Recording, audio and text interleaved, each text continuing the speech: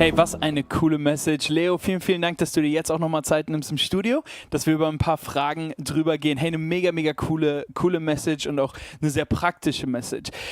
Meine erste Frage ist, warum glauben wir nicht mehr wirklich an Wunder heute? Oder warum ist es so schwierig für uns?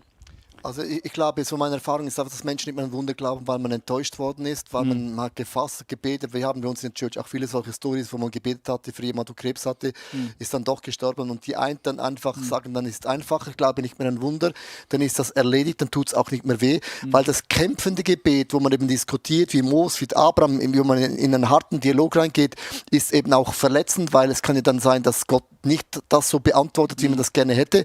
Und das löst immer eine Enttäuschung und eine Verletzung aus. Und dann sagen andere Leute, es ist einfacher, ich mache diese Box zu, dann bin ich auch nicht mehr verletzt und auch nicht mehr enttäuscht. Interessant. Das heißt, wenn man anfängt für Wunder zu beten, macht man sich verletzlich, weil man diese Wunschliste an Gott gibt? Würdest du so sagen? Oder? Ja, das ist auch vielleicht ein bisschen auch eine gewisse Unzufriedenheit. Man hat ja Wünsche, man kann ja nicht sagen, ja, so wie mein Leben ist alles gut, sondern jeder hat ja Wünsche, Pläne, Ziele. Und es ist auch eine Aussage, ich wünsche mir mehr vom Leben. Und das ist ja auch etwas, was Gott in uns hineingelegt hat. Oder im Garten Eden, Adam beschützt den Garten, aber mach was draus, vergrößere es, ist auch etwas vom DNA von Gott in uns drin. Mega interessant. Wie häufig glaubst du, übersehen wir Wunder, die Gott eigentlich macht, aber wir haben nicht den Blick dafür? Ich glaube, ich übersehe es fast jeden Tag. Alleine, dass du am Abend nach Hause kommst, bist gesund, gehst schlafen, ist ein Wunder, dass du essen kannst. Wir können auswählen, wollen wir heute Pizza essen, wollen wir asiatisch essen gehen. Das sind eigentlich Wohlstandswunder, die wir uns als selbstverständlich nehmen. Und wenn ich halt auch oft in anderen Ländern unterwegs bin, wo Menschen weniger haben, merkst du plötzlich, wir leben eigentlich nur in diesem Wunder von diesem Land Kanaan, wo die Trauben groß sind, wo wir den Überfluss haben. Und das macht mich sehr oft traurig für mich selber, dass ich oft diese Dinge nicht mehr sehen, als selbstverständlich genommen haben, die eigentlich schon in sich spektakulär sind. Voll, ja, das macht Sinn.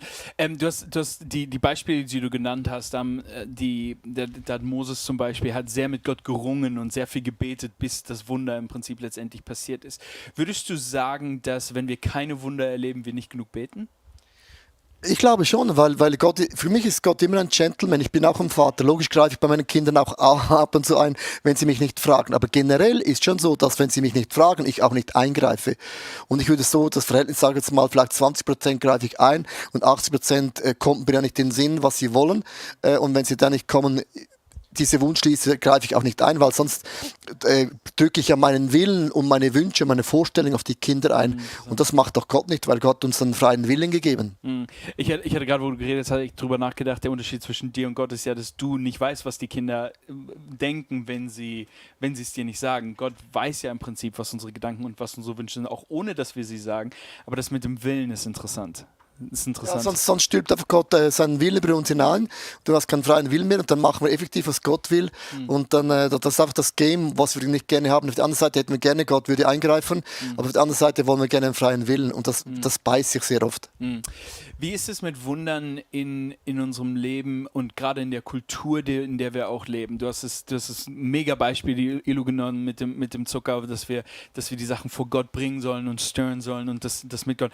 Jetzt ist es aber so, dass wir natürlich in einer Welt leben, wo zum Beispiel ärztliche Hilfe sehr, sehr gut fortgeschritten ist und dementsprechend auch Heilung teilweise durch Ärzte passiert, teilweise, dass eine Krankheit nicht unbedingt so schlimm ist, weil wir Medikamente nehmen können. Wie siehst du das, wenn ich jetzt etwas habe, das ich vor Gott bringen möchte, aber es trotzdem diese ärztliche... Verstehst du die Spannung, von der ich rede?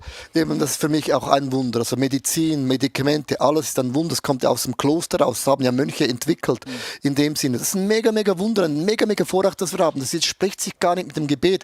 Aber dennoch, wenn du zu einer Operation gehst, heißt nicht einfach per se, alles ist gut. Also da brauchst du ein Wunder. Und das ist immer ein Zusammenspiel. Und dann gibt es aber gewisse Dinge, wo ein Arzt das nicht machen kann und da bete ich auch in dem Sinn, oder vielleicht ist ein besseres Beispiel, ich habe keine Ausbildung. Wenn du keine Ausbildung hast, bist du eigentlich im System ausgeschlossen. Und da kannst du beten, dass Gott Türen öffnet und plötzlich machen Leute eine steile Karriere ohne Ausbildung. Das ist vielleicht ein besseres Beispiel als jetzt die Krankheit, weil da haben wir den Segen von Gott bekommen durch so viele Wunder.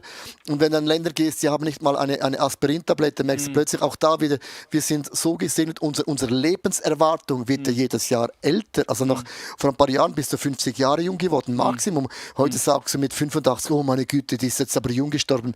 Also allein das Alter, wo wir älter werden in Europa, ist für mich schon bereits ein krasses Wunder.